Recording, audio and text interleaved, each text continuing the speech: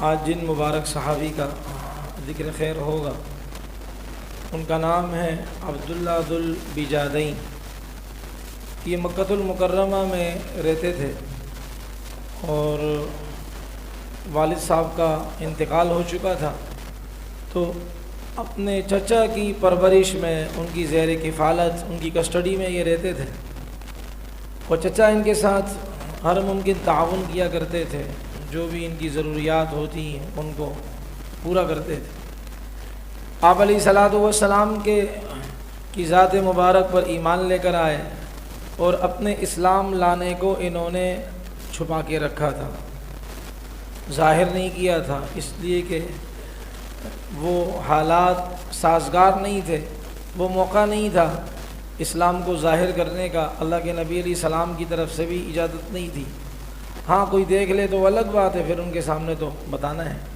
اس وقت تک یہ حالات ایسے تھے تاکہ اہل اسلام کو اذیت نہ ملے، آپ علیہ السلام کی چاہت یہ تھی۔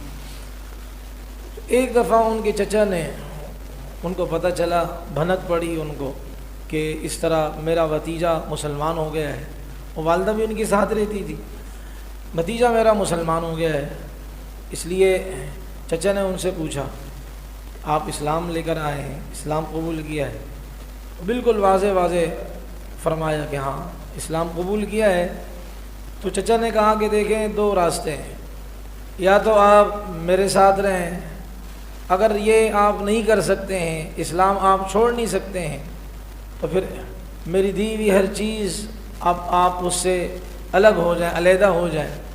انہوں نے واضح فرما دیا کہ بھئی اسلام تو نہیں چھوڑ سکتا، اور اسلام تو چیز ایسی ہے کہ جب صحیح معنی میں انسان کے دل کے اندر وہ چیز آ جائے تو انسان پھر اس اسلام کو چھوڑنے پر آمادہ نہیں ہوتا۔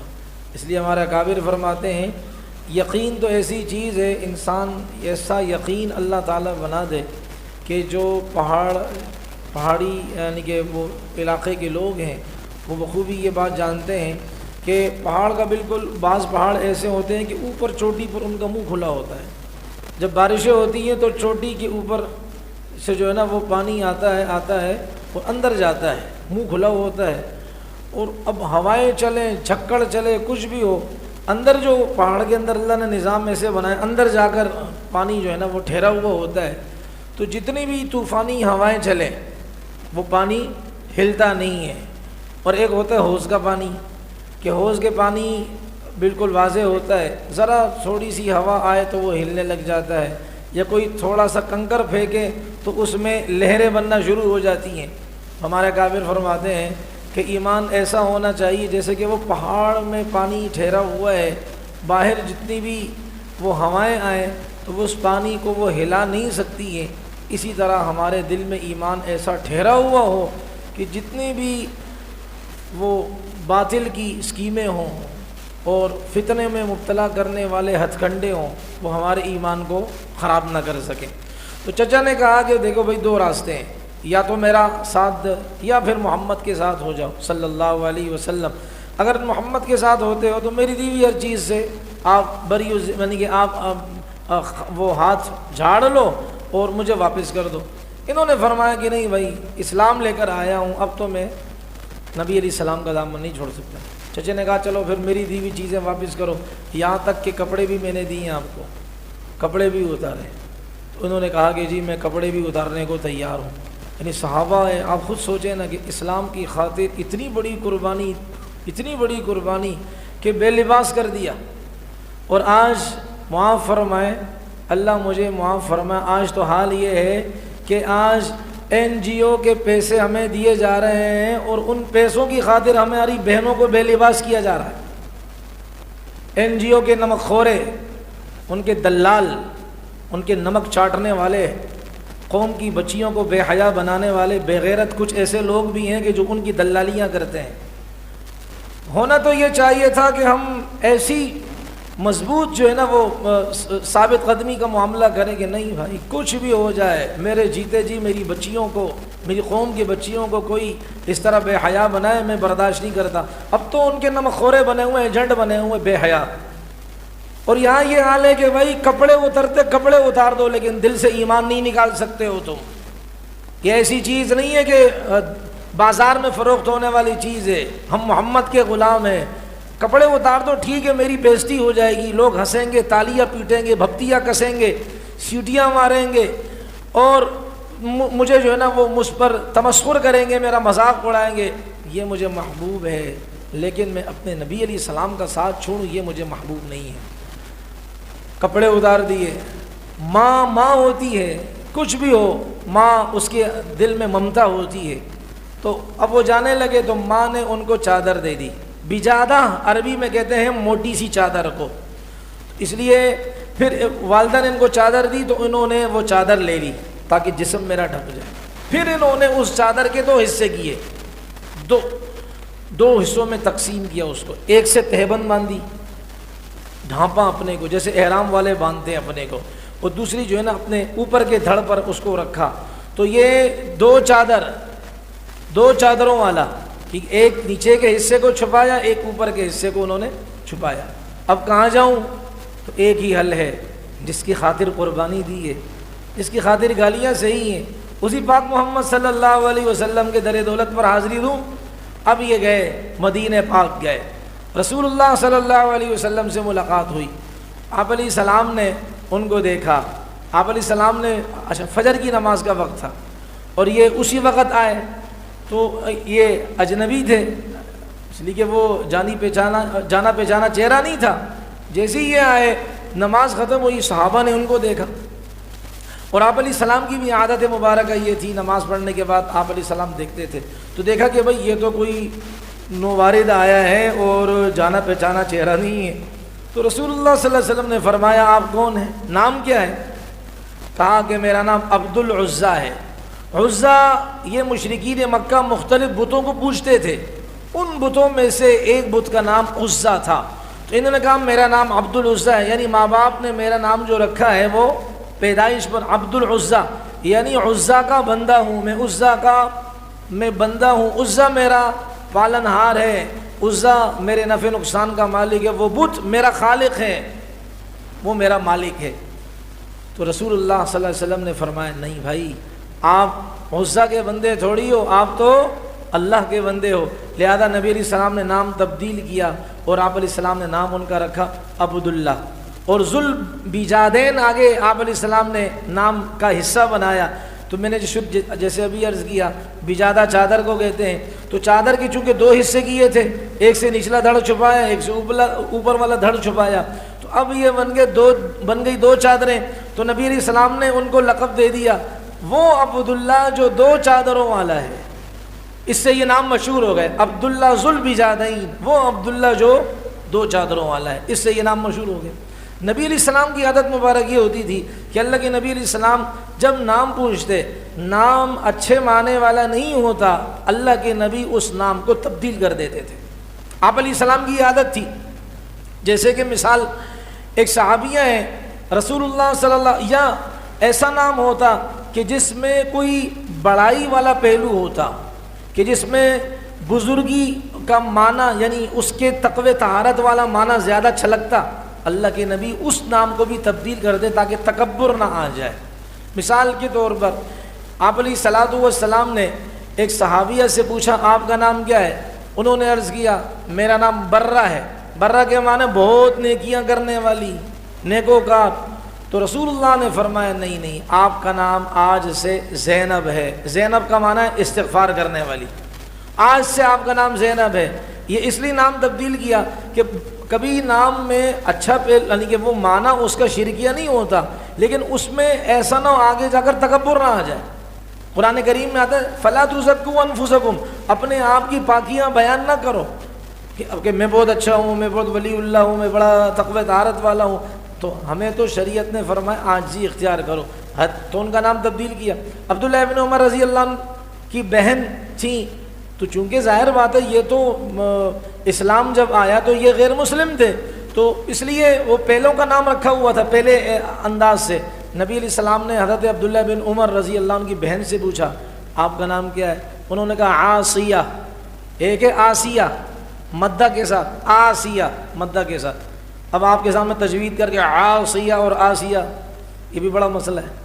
وہ جیسے وہ حکیم صاحب کے پاس کوئی گیا کہا حکیم صاحب عرق شیری ہے، عرق شیری. اس نے کہا بیٹا ہے لیکن اتنی گاڑی نہیں ہے کہ جتنی آپ نے بنا دی ہے، عرق شیری. تو اس لیے وہ اب آسیہ ہے، ایک ہے آسیہ، دونوں کا فرق ہے. آسیہ کے معنی غمخواری کرنے والی، اچھا نام ہے، مطلب اچھا ہے. دل دکھانے والی، مطلب کسی کا دل نہیں، اپنا دل دکھانے والی کہ دیکھو بیچارے جو ہے نا وہ کیا کس حالت میں ہے، غمخواری کرنے والی. اور عاصیہ کے معنی آتے ہیں اللہ کی نافرمان. تو رسول اللہ صلی اللہ علیہ وسلم نے فرمایا نہیں نہیں، آپ کا نام عاصیہ نہیں ہے، آئندہ سے آپ کا نام جمیلہ ہے. جمیلہ حسن والی، پیار والی، خوبصورتی والی. آپ اللہ کی نافرمان تھوڑی ہیں، آپ تو اللہ کی اچھی بندی. اسی طرح اور بھی ایسے واقعات آتے ہیں. ایک سے پوچھا نبی علیہ السلام نے کیا نام ہے، اس نے کہا حزن. حزن کے معنی آتا ہے غم، ٹینشن. تو نبی علیہ السلام نے فرمایا نہیں بھائی آپ تو غم والے نہیں ہو، آپ کا نام میں تبدیل کر رہا ہوں، آپ کا نام آئندہ سے ہوگا سہل. سہل کے معنی آتا ہے آسانی، اسی سے سہیل ہے آسانی والا. وہ دعا بھی ہے نا، اللہم لا سہل الا ما جعلتہ سہلا وانت تجعل الحزن سہلا اذا شئت. سین ہا لام، کہ اے اللہ آسانی تو اس وقت ہوگی جب آپ آسانی کریں گے، آسانیاں اس وقت پیدا ہوں گی جب آپ آسانی کریں گے. اور غم کو آسان کرنے والی ذات کون سی ہے؟ اے اللہ آپ کے لیے تو آپ ہمارے لیے غموں کو آسان کر دے.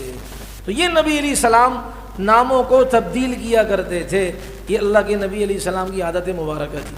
اب آ جائے ہمارے ہاں بھی، اور اس لیے ایک حدیث بھی آتی ہے، حضرت ابو دردہ رضی اللہ عنہ سے روایت ہے.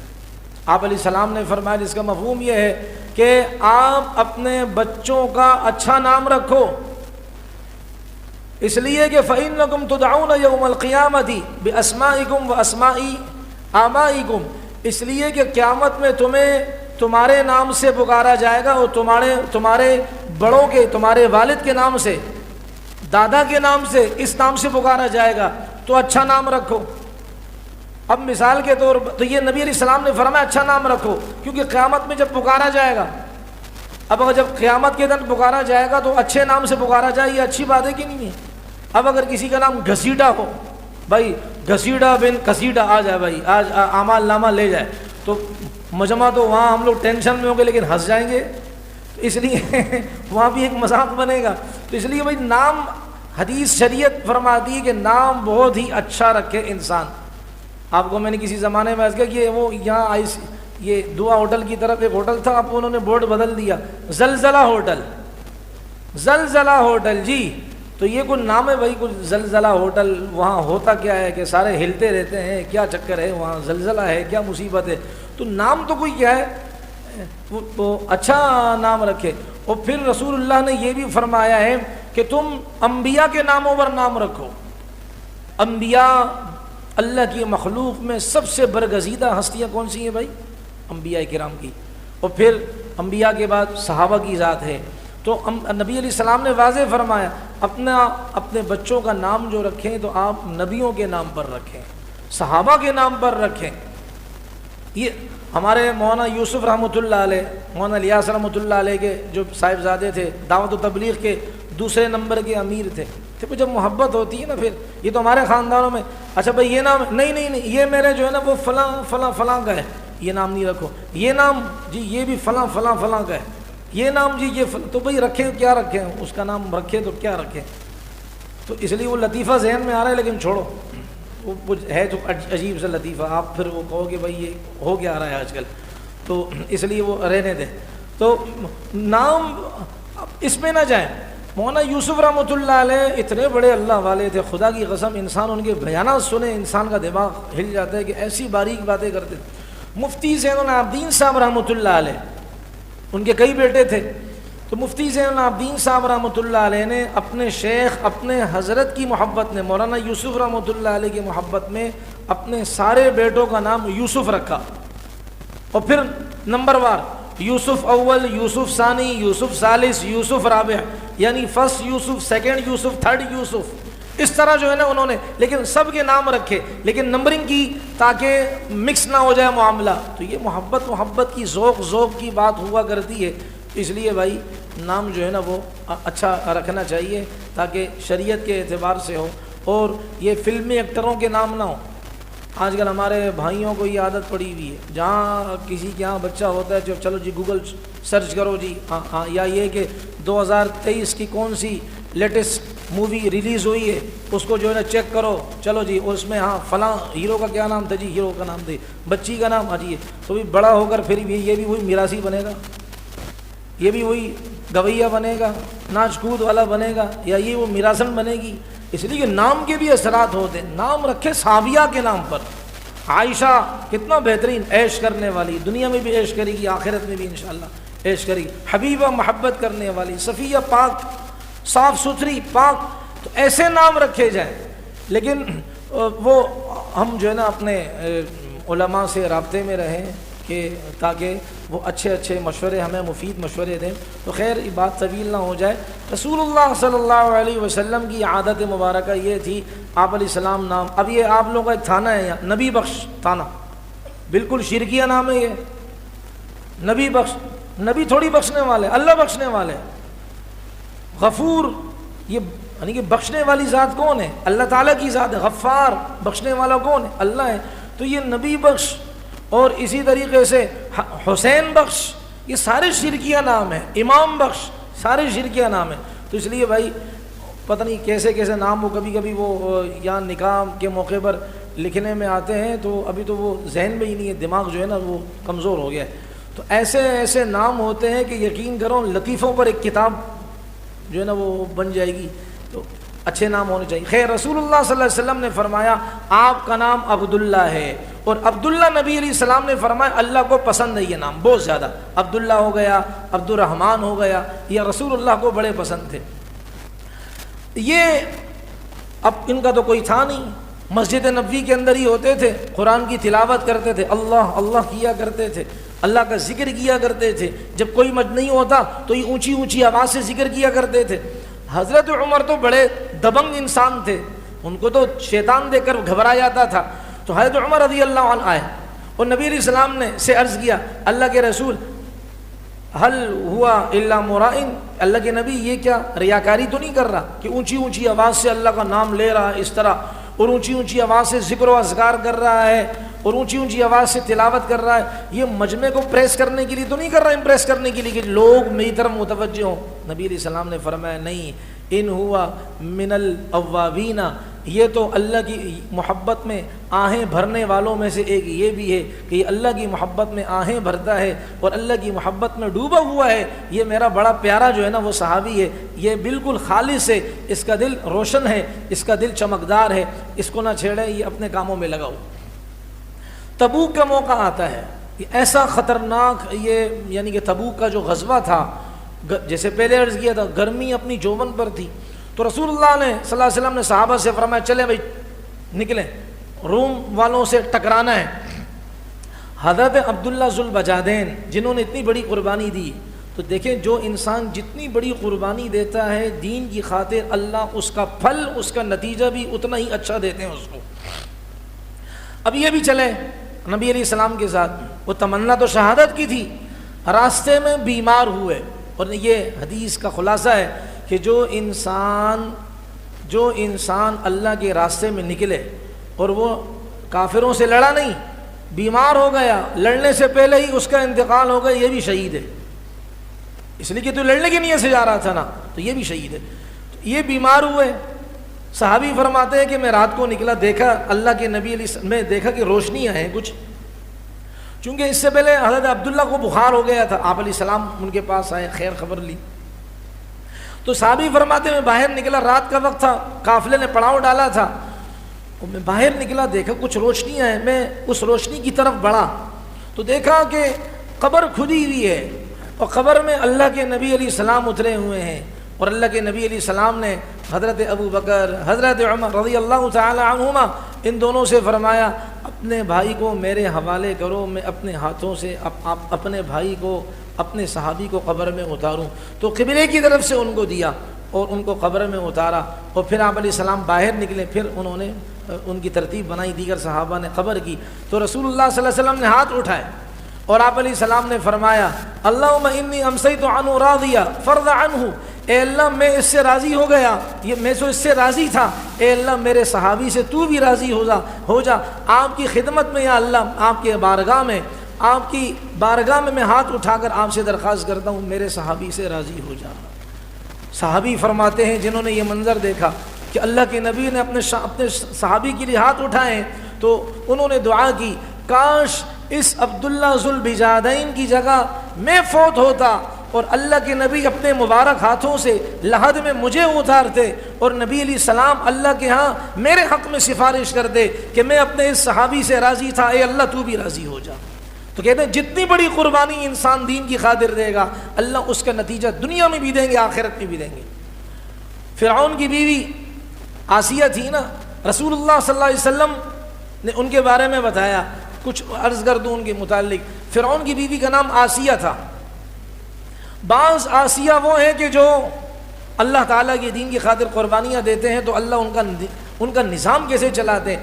فرعون کو پتہ چلا کہ میری بیوی مسلمان ہو گئی، فرعون نے کہا حضرت موسیٰ علیہ السلام پر ایمان لے کر آئی، فرعون نے کہا کہ دیکھو آپ ایمان نہ لائیں، میں رب ہوں مجھ پر ایمان لے۔ کہا تو رب ہے، تو میرا شوہر ہے، مجھے پتہ ہے تو کم بخت تو ہے کیا، مجھے تیرا سارا پتہ ہے، سمجھ میں آ رہی، سب کچھ پتہ ہے، مجھے تیرا آوازیں نکالتا ہے نا، مجھے تیرا سب کچھ پتہ ہے، تو اس لیے مجھے تیرا سب کچھ پتہ ہے، تو ہے کیا چیز، اس لیے تو کیسا خدا ہے، خدا یہ تھوڑی ہوتا ہے اس طرح۔ تو اس نے کہا کہ دیکھو میں تمہارے جو ہے نا ہاتھ میں کیلے گاڑ دوں گا۔ گاڑ دو، کیلے گاڑ دو، کوئی مسئلہ ہی نہیں ہے۔ اب جو ہے نا وہ یوں ان کو لٹایا۔ قرآن حکیم میں 30ویں پارے میں سورہ فجر میں وَفِرْعَوْنَ ذِي الْأَوْتَادِ کہ وہ فرعون کیلوں والا، وہ سزا کیا دیتا تھا، ہاتھوں میں کیلے گاڑ دیا کرتا تھا۔ وہ چھوٹی کیلے نہیں ہوتی تھی، بڑی بڑی ہوتی تھی، موچی والی نہیں ہوتی تھی، بڑی بڑی ہوتی تھی، گاڑ دیتا۔ اب اس نے سب کے سامنے اپنی بیوی کے ہاتھ پاؤں میں کیل گاڑ دیے، وہ مجمع دیکھ رہا ہے۔ اور پھر بیوی سے کہا اب بتا، کہا کچھ بھی ہو جائے میں تجھ پر ایمان تھوڑی لا دی، کہا میری بیوی کے کپڑے اتارو۔ اس لیے ہمارے ایک حضرت فرماتے ہیں کفر کی ڈکشنری کے اندر حیا نام کی چیز نہیں ہے، کفر تو ہے ہی بے غیرت۔ اس لیے میں کہتا ہوں کہ جو کافروں کا ایجنٹ ہوتا ہے وہ بھی بے غیرت ہوتا ہے۔ ایک ٹوکن مل گیا فاؤنڈیشن کی طرف سے، بے غیرت گھما رہا ہے اور ہماری ماؤں بہنوں کو بھی کیا ہے وہ سڑکوں پر گھما رہا ہے اور ان کی دلالیاں کر رہا ہے، کفر ہے ہی بے غیرت۔ اور جو ان کے ایجنٹ ہوتے ہیں وہ بھی یہ کام کرتے، بے حیائی و بے شرمی کا کام کرتے ہیں۔ تو فرعون نے اپنی بیوی کے کپڑے سب کے سامنے اتروائے۔ اس لیے ہمارے مولانا طارق جمیل صاحب اللہ ان کی عمر کو دراز فرمائے، اور جتنے بھی ہمارے مشائخ ہیں ان کے واقعات کارگزاریاں آپ نے بھی سنی ہوں گی نا، کہ جماعت باہر گئی، ایک انگریز بھی کھڑا تھا اور انگریز کی بیوی بھی تھی، تو جماعت والوں کے سامنے اس کی بیوی نے ہاتھ آگے کیا، جماعت والوں نے ہاتھ پیچھے کر دیا۔ وہ انگریز بھڑک اٹھا، تم نے یہ کیا کام کیا؟ جماعت والوں نے کہا کیا ہوا؟ کہا ہماری بیوی نے آپ کے سامنے ہاتھ دراز کیا، پھیلایا ہے ملانے کے لیے، اور آپ نے میری بیوی کا ہاتھ تھاما نہیں ہے اور ملایا نہیں ہے، تم نے میری بیوی کی انسلٹ کی ہے، تم نے میری بیوی کی توہین کی ہے۔ انہوں نے کہا ہمارے مذہب میں یہ ہے کہ ہم صرف ان رشتوں کے ساتھ ہاتھ ملاتے ہیں یا تو جو ہمارے نکاح میں ہو، یا یہ کہ جن سے ہمارا نکاح ہمیشہ ہمیشہ کے لیے حرام ہو۔ ماں ہے مقدس رشتہ ہاتھ ملا سکتے ہیں، بہن ہے مقدس رشتہ ہاتھ ملا سکتے ہیں، بیوی ہے زوجیت اور نکاح کا تعلق ہے ان سے ہاتھ ملا سکتے ہیں، اس کے علاوہ ہماری شریعت نے ہمیں اجازت نہیں دی ہے۔ تو یہ تو کافر ان کی بیوی سے ہاتھ نہ ملا وہ بھڑک اٹھتے ہیں۔ تو یہ فرعون نے کہا کپڑے اتارو میری بیوی کے، انا للہ و انا، کپڑے اتارے گئے۔ کہا اب بتا، کہا کچھ بھی کر لے، کہا چلو بھائی زندہ حالت میں، اور کہا کہ اور اس کو لٹایا ایسے کہ اس طرف اس کا محل تھا تاکہ میری بیوی محل کو دیکھے گی تو ہو سکتا ہے محل کی وہ رونق، محل کی وہ آسائشیں اور راحتیں وہ اس کے دماغ میں آئے تو یہ پھر میری طرف ہو جائے، موسیٰ علیہ السلام کو چھوڑ دے۔